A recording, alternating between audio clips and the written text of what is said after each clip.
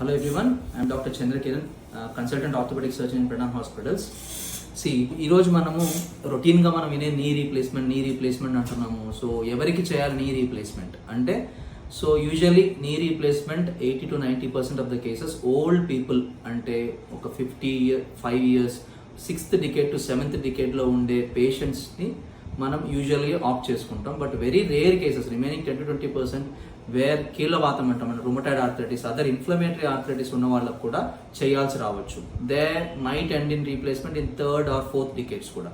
So ఏంటి అసలు మనం నీ రీప్లేస్మెంట్ ఎందుకు చేయాలి అంటే, this is the normal knee. If you can see, this is the thigh bone అనుకుంటే, this the leg bone and this is the cartilage covering that bone.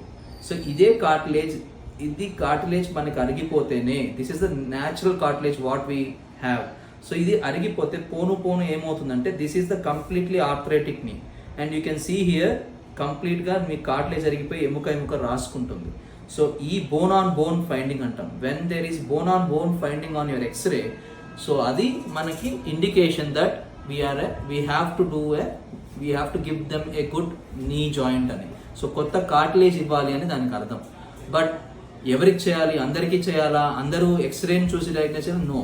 So whenever there is pain, so ఆ ఎక్స్రేలో ఆ findings ఉండి పేషెంట్కి intolerable pain to carry on the regular daily needs అనుకున్న వాళ్ళకి డెఫినెట్గా it's a good option which will give a good quality of life and standard of life. Thank you.